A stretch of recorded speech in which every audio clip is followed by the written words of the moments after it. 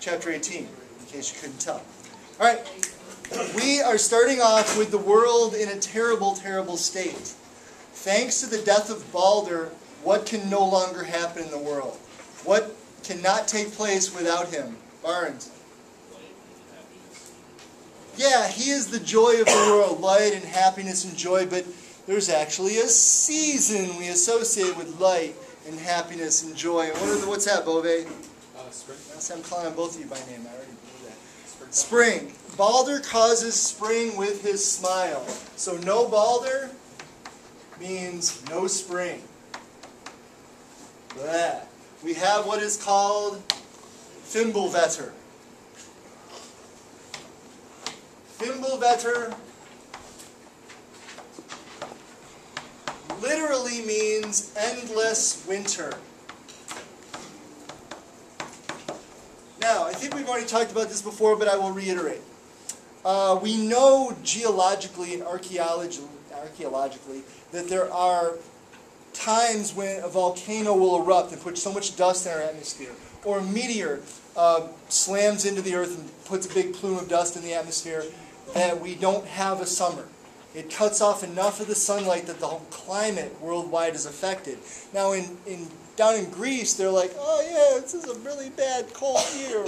But up in the Norselands, it's horrible because you need that little tiny growing season they have to keep from starving. Thanks to this sort of thing, you have a year without a summer, or maybe a couple years without a real summer, and you have people telling stories about it for generations. That's how it gets into the mythology. According to this, even though it's called endless winter, it's 3 years. 3 years of winter, and that's plenty.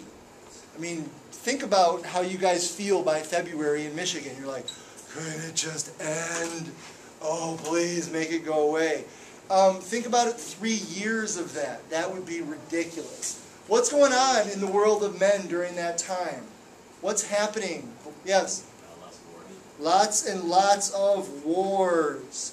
Odin steps up production. Who else is causing wars? Who else is really, really good at causing wars? Yes? Is it Freya? Freya. So between Odin and Freya, the world of man is plunged into war. This is called the Sword Age. Oops, let me spell it right. The Sword Age, the Axe Age. Endless war as well, because everybody's competing for what little resources there are.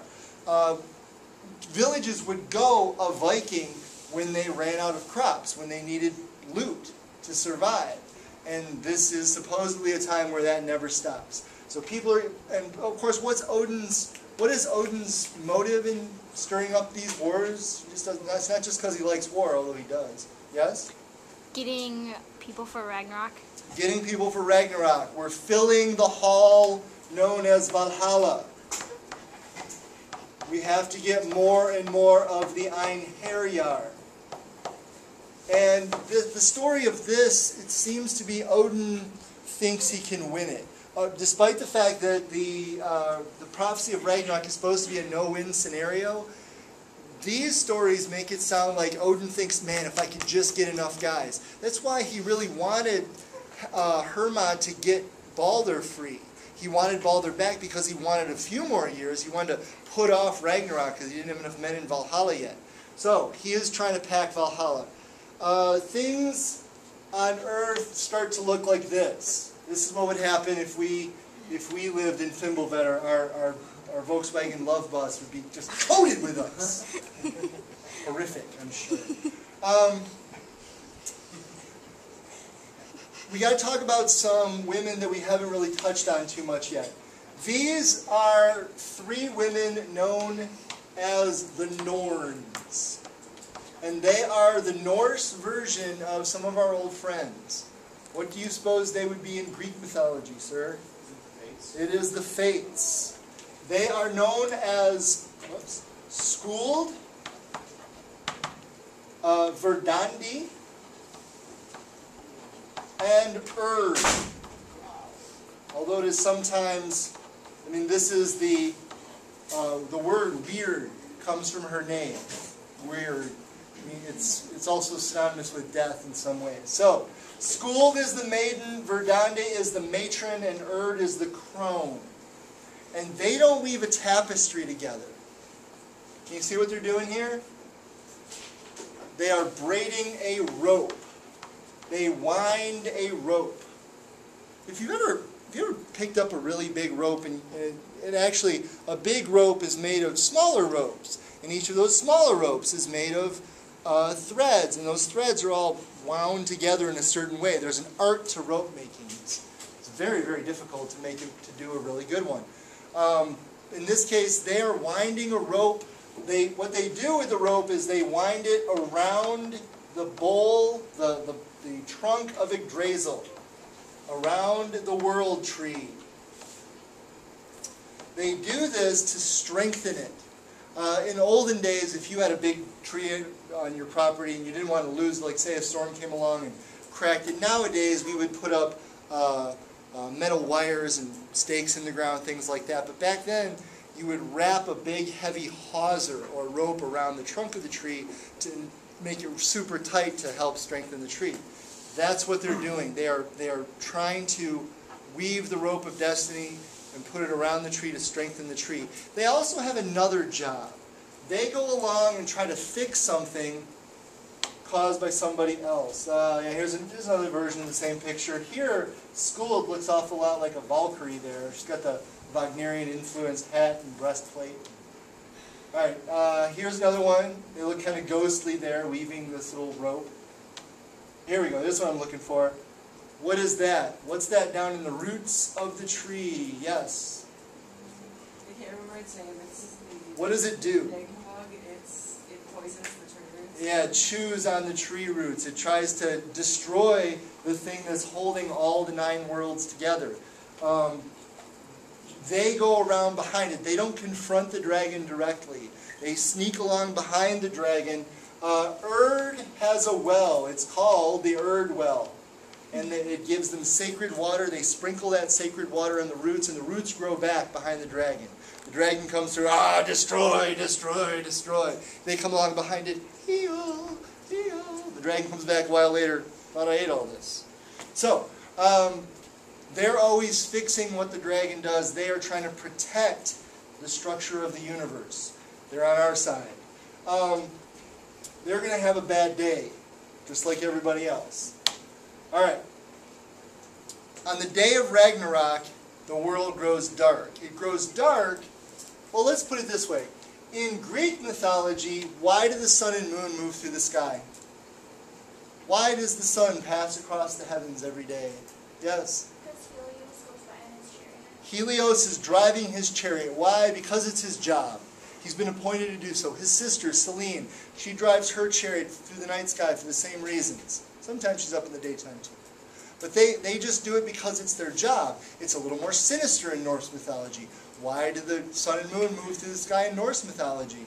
Anyone catch this from the readings? Yes? Because their gods are being chased by wolves. Their chariots are being chased by 2 wolves. The chariot of the sun is named Sol, and he is being chased by a wolf named Skull.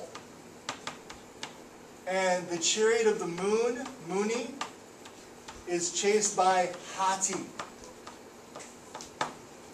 And they're in danger every single day. The Norse believe that the reason why the moon has phases is because Muni cannot outrun Hati very well. And once a month, Hati almost catches up to him. And that's the jaws of the wolf cutting off the light from the moon.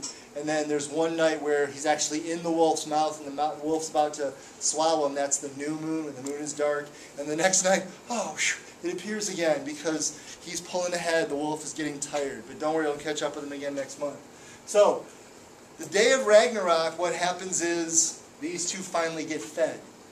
These 2 catch the sun and the moon, and they devour them. At the moment they are devoured and the world grows dark, there is a sound from the top of the tree, the middle of the tree, and at the bottom of the tree. I'm going to have to change colors here. What is happening in each area of the tree? Yes?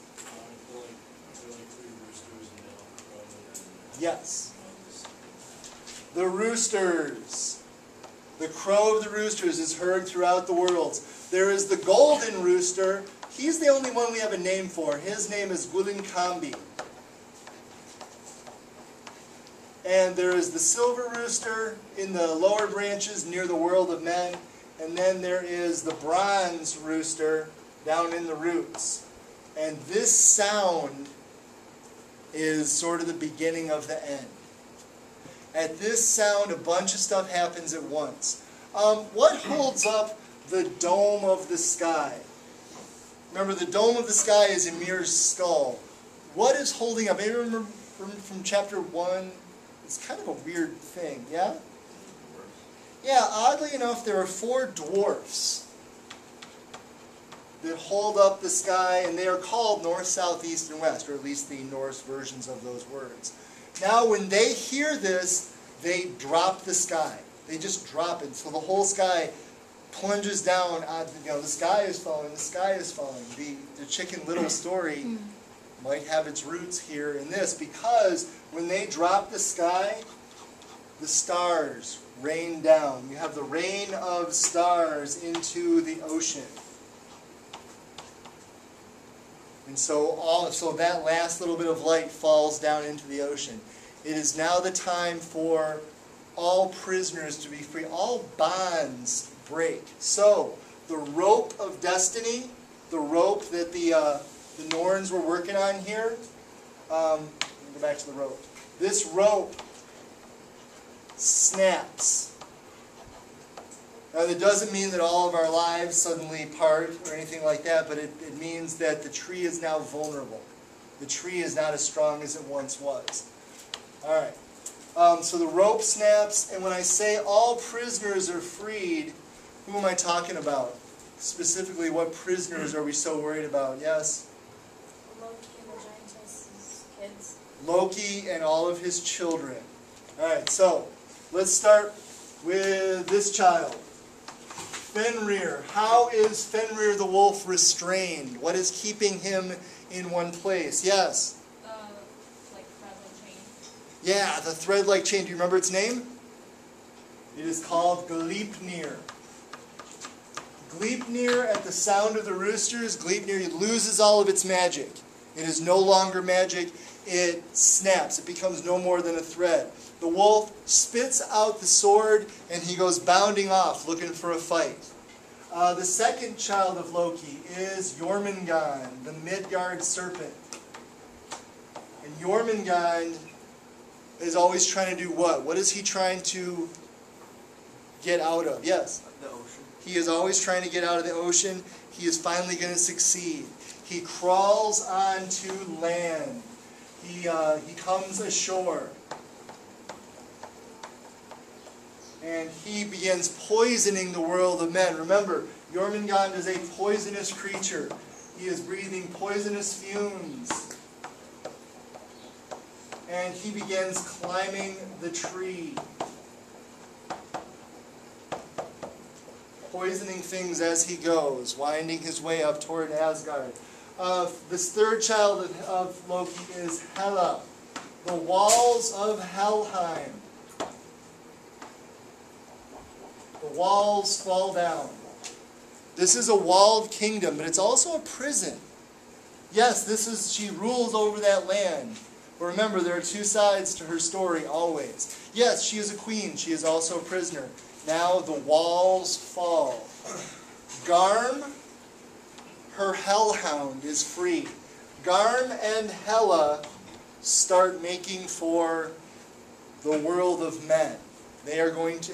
Hela brings an army with her. Oh, by the way, she rides this 3-legged horse, which is supposed to be extremely creepy to the Norse. There's something about the horse's gallop that is majestic, but I guess with only 3 legs, it becomes something twisted and bizarre. So she has a 3-legged horse that she rides to the battle. And what army does she lead? What army does she bring to the world of men? Yes. The army of the dead. Yeah, the inglorious dead will follow her. So, we're in trouble because they're coming for us. All the dead who have had to stand there for untold eons looking at Hela and going, it's just so horrible. They're finally out and bringing the fight to us. Okay, the last person I want to talk about is Loki. What restrains Loki? He's in a lightless cave. He's bound onto some sharp rocks, but what is tying him down? Yes? The poisonous snake inside. Okay, the poisonous snake is over him, dripping poison on his face. But remember, do you remember what they made his bonds out of? Yeah. Oh, they're not like iron chains. They're special. They're kind of iron, but they were made out of something even grosser than that. They turned into iron. What were they? Yeah. Silk and, wasn't it like a metal? Or They're it's almost kind of like a leather thing. It starts out, but it turns into metal. What is it? His son's intestines. They killed one of Loki's sons and made him into these bonds that strap him down. It's really gross. Now, those lose their magic, and they snap as well. Loki is free. What's the first thing he does? He does something so wicked cool. What does he do? Yeah. He grabs the snake and turns it into a sword. Yeah, a spear, actually. That snake that's been over him, driven poison onto his face and making him suffer for those years. He now grabs the snake, uses his magic to transform it into a poisonous spear. Very cool. He goes looking for somebody to use it. Now, he's going to go lead an army. Where does he go?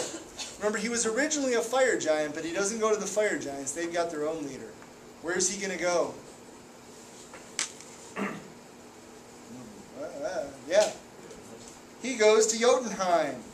There a ship has been prepared for him. In Jotunheim, there he has a ship waiting. Naglfar. This is easily the most disgusting ship ever made. The Norse have a superstition about it comes out in their burial customs. When you bury somebody, when you have a funeral in the Norselands, you cut their hair super short. You cut their fingernails and their toenails really, really short. Because this ship is made out of the toenails and the fingernails of dead people. Yeah, I see your faces. You're all looking like, yeah, that's disgusting. Yes, it's disgusting. The sails are made out of the hair of dead people, all woven together and braided into huge sails. So, the idea is you don't want to put somebody in the ground with long toenails and fingernails because you're helping make the ship bigger. You've got to keep this ship as small as possible. So, fingernails, toenails, ew, nails and hair. This is the ship that Loki will pilot. He fills it up full of giants. It's still big enough. The giant army gets on it and Loki steers it. He is making for the plain of Vigrid. That is outside Asgard. There is this huge battlefield just waiting for the final conflict. The plain of Vigrid. That's where he's going. Alright. Yep. I'm going to wipe this out real quick. We're going to talk armies. There is a battle that happens in our world. In Midgard. In the world of the living humans. Our final battle is against which army?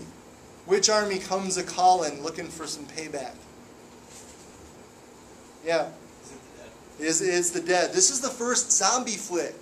If you think about it, this is the very first zombie story. The inglorious dead come back and they attack us. And we're inherently terrified of the dead.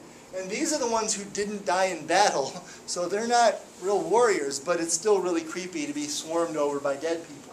So, the living are wiped out by the dead, and the dead are once again destroyed by the living. The two armies wipe each other out. Up on the plain of Vigrid, the main conflict is between the Jotun, led by Loki, versus who? Who do they end up head-to-head with? Yes? The Iceman? Yes. Specifically, yeah. The heroes of Valhalla. The Valkyries, Odin's daughters, and the Einherjar are going to fight with the Jotun, and they're going to kill each other. Heimdall blows his horn for the last time. The 540 doors of Asgard all open up at the same time, and this huge army marches out to fight the giants and die doing it. They are destroyed. The giants are destroyed. The Valkyries are all destroyed. Everybody dies. Now, question? Where do they go once they're dead? That's a really good question, because that's sort of left out. What happens to them now that they're dead? Apparently nothing. We have other armies on the move. We've got the light elves, and they apparently are against the fire giants. Can you still read that against that yellow background? Is this still showing up? Maybe? Hello. Okay, all right. So the light elves wipe out the fire giants. That's the only story we have about them, is that they fight the fire giants, they kill the fire giants kill them. There are dwarves on both sides. There are good dwarfs versus evil dwarfs, and some of them fight on each side, they wipe each other out. So that's the armies. Everybody comes to a bad end there. Hold on one second. I don't want anybody go anywhere. Time for individual combat. This is where all the glory is. This is where the Aesir meet their matches and die in wonderful, glorious ways. We're going to start at the bottom here. Who is Tyr? What is he the god of? What is he the god of? Bravery. Bravery and victory. He will fight the hellhound, Garm. And they kill each other. Tyr, so make sure on your death chart you have arrows pointing at both Tyr and Garm. They slay one another. Tyr is killed, brave Tyr, one-handed Tyr, who gave his hand to the safety of the rest of us, is overborne and killed by Garm, but he kills Garm. Next, why is Freya here? Why does Freya have to be on the battlefield? Anyone remember about her? She's not really a warrior, is she? What's she doing there? Yes?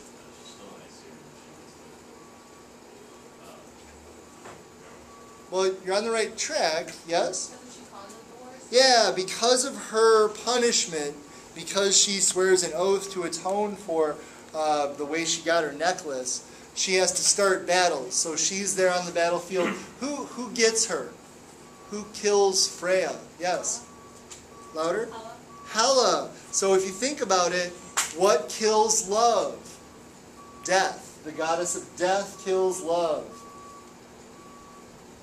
What kills death? Who kills death? Yes? Yes, skiing. For those of you who like to see, skiing kills death. I don't know. I'm not sure it makes symbolic sense necessarily, but it's still kind of fun. So she kills Hela, but somebody is looking for Scotty.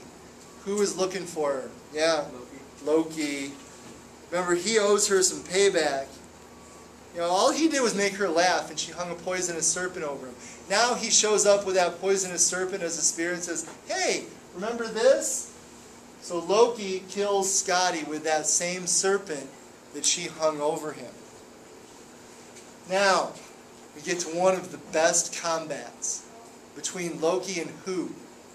Who is Loki's, if you'll pardon the term, nemesis? Yes? Heimdall. They have hated each other since the first. And now Heimdall and Loki are going to go head to head. Heimdall has his shield, and he holds it out in front of him, and Loki's spear goes right through it. It pins the shield to him, traps his arm. It goes through the shield, through Heimdall's armor and out his back.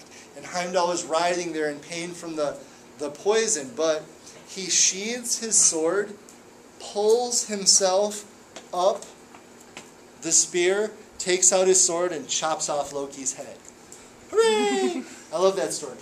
That's really cool. So, Heimdall and Loki slay one another. Frey wasn't originally a warrior, but what made him a decent warrior? What did he have that would serve him in this situation? Yes? It was a sword that fought by itself, so he didn't have to be a good warrior, but he gave that up. What did he give it up for? Yeah? Give the skinner for love. Yes, for the sake of love, he gave up his sword, and he never got it back, apparently. So, Surt, who is the leader of the fire giants, Surt takes him out. It's not even much of a contest. Surt just chops Frey up. At that time, now we're getting down to the end. There's sort of a double combat going on. Thor is fighting Jormungand, and Odin is fighting Fenrir. Odin's spear can't miss, so each time he wounds the beast, but Fenrir is hugely strong. He's continued to grow, so he's even more dangerous. Meanwhile, Thor is laughing. He is laughing his blonde hair right off. He is having a great time fighting Jormungand. He throws his hammer 9 times 9 times. I guess that's 81. 81 times he strikes the monster, and finally, on the 81st try, he throws it. It crushes the serpent's skull, and the serpent falls dead. But what happens? What happens as Jormungand plunges down? What happens? Yes? He releases the poison. Yeah, well, his blood is poisonous, remember? So this flood, this river of blood pours out of the serpent's jaws, floods over Thor. Thor is overcome by the poison. He takes 9, it's always 9 stumbling steps backward, turns, and falls. So Thor and Jormungand kill one another. Now, at that moment, Odin, who has been holding his own against Fenrir, Odin, seeing his son fall, he stumbles. What happens? Yeah. Fenrir just devours him. Fenrir leaps forward, his huge jaws close around the king of the gods, and he is swallowed whole. So, here's what this looks like. Fenrir kills Odin. At this moment, a god that we have only heard of once before suddenly has something to say. Who is it? Vidar, the silent god of vengeance. I can't write on this slide or it'll start flashing and doing weird things, so we're not going to do that. He is the god of vengeance, Vidar, but he is also the god of cobblers. Who knows what a cobbler is? Now, I don't mean the dessert. What is a cobbler? Yeah? Someone who makes what? Walls? No. Oh, you think of cobble together something? No, it's actually, that's a good guess. No, yes? Is it shoes? Shoes. Somebody who makes shoes. Remember, in ancient Greece, sandals were enough because of, they didn't have really bad weather. Up here, somebody who makes boots, someone who makes shoes is very, very important to their culture. He, as the god of cobblers, every time a cobbler puts together a pair of shoes, he always has a little piece of leather left over. And when he cuts that off, throws it into the fire and says, "For Vidar," and that piece of leather is a sacrifice to Vidar, and it goes up to his boots. So Vidar himself has got some gigantic boots. When he sees Odin swallowed by the wolf, silent Vidar lets out his first sound, his battle cry. He leaps forward, puts one of those gigantic boots onto the lower jaw of the wolf, pins Fenrir to the ground, grabs his upper jaw, and tears the wolf in half. Awesome. And that is the end of Fenrir. So, Vidar kills Fenrir. Now that is pretty much the end of individual combat. We don't know exactly what happens to Vidar, but Surt is still there, and Surt takes his flaming sword and throws fire in all directions and sets fire to our world tree. The thing holding us all together, holding all the 9 worlds up, is now on fire. And that is going to be pretty much the end. Let me go back to the other slide real quick.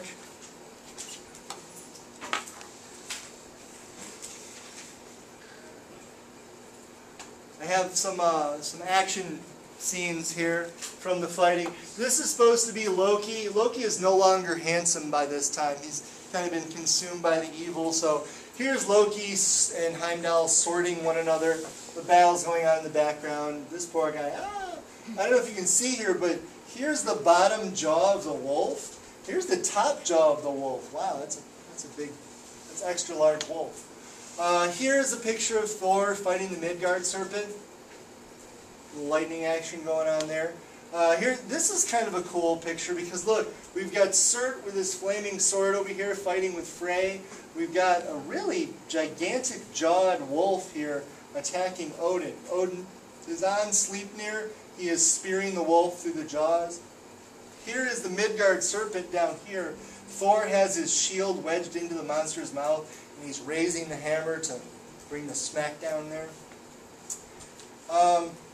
This is another one. This is kind of cartoony, but I like it because it shows Naglfar. Here's the Midgard serpent coiled up over here. Here's Thor getting ready to smite the Midgard serpent, and Naglfar is coming over the horizon with Loki, bringing the giant army to the battle. Kind of cool. All right. Oh, forgot this one. Surt with his flaming sword kind of setting fire to the rest of the world. Suppose the title of this is Frey confronts Surt. So this is Frey down here about to get mauled by the King of the Giants. All right. That is the end. Everything sinks into the ocean, and that is how they thought the world was going to end. But sometime between 700 and 800 AD, they had to deal with the incoming missionaries. You have to admit, compared to Christianity, Norse myth is really, really depressing. It's very pessimistic. The Christians could offer salvation after death. Yes, your life sucks in this world, but look what's coming in the next world. You're going to be happy and healthy, and just wait. Everything will be fine. The Norse couldn't compete with that, so they had what's called the time of hope. And supposedly, after the entire tree sinks into the ocean on fire, what's left? When this one says, the Skalds sing of hope. Well, the Skalds are dead. How can they sing of hope? Yes? One leaf is left. Yeah, there's one little twig. There's one little branch of the tree that's still above the water. And on this branch there are two humans who survive. Their names are Leif, which means life, and his wife, Leifthraesir, which means reaching for life. I guess like, hey, Leif, come over here. So Leif and his wife reaching for life are the last two humans. They're sitting on the branch, and they are the witnesses to what? What happens? What comes out of the ocean according to this tacked on later story? What's going to happen? Yes? Yeah, but first we need some place to go. What comes rising up out of the sea? Ooh, a brand new land. A brand new land, not created from the body of a dead giant. This is a corpse. Ew. No, this is a brand new land. There we go. Look, it's all beautiful and green. Oh. In this land, who do we say is in charge of it? Who comes back from the dead to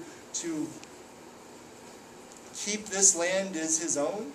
Yeah. Balder. Balder the Beautiful, and he's going to have help.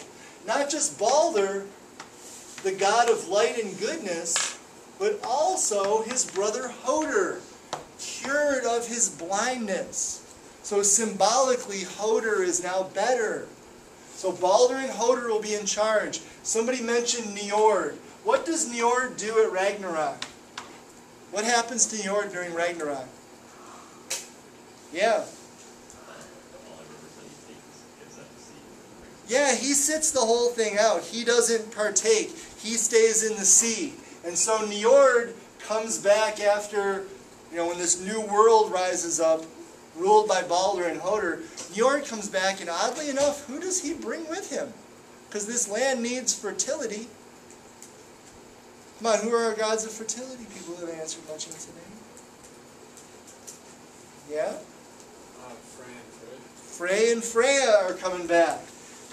This is a little puzzling because they did die during the war, but they're two of our favorite goddesses, so, or two of our favorite gods, I should say, god and goddess. So they come back to bring fertility to this new world. Who's going to help keep this land safe?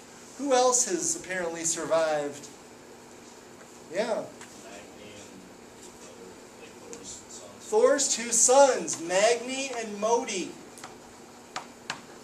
Strength and skill will still be around to protect this new land, should it need protection. Now, we won't need protection. This will be a world without war. But what do they have just in case trouble comes a-calling? Yeah. They've got Mjolnir. That was too cool to lose. Here we go. They've still got Thor's hammer. They're not afraid to use it. What were you going to say? Does Freya still have the punishment? We don't. Apparently not. Apparently she is reborn and all of her, if you'll forgive the term, sins are washed away. They don't mention it at least. She just comes back to bring fertility of childbirth so that life in Life Thracer can repopulate the earth with humans. And everybody's happy and everybody's healthy and there's no more war and no more famine and no more sickness and we don't have to worry about nasty giants because they're all dead. It's a perfect little world. See, this is how they compete with the Christians for a while. It doesn't last, it doesn't work. There's apparently some confusion, one village to another, like, wait, if we're living in the last times before Ragnarok, isn't that still pretty miserable? Or, hey, if Ragnarok already happened and this is the new world, why do we still have war and famine? They couldn't reconcile these things. And so Christianity took over. All of this becomes known as pagan beliefs and is crushed out. Are there any questions about this world before we leave it?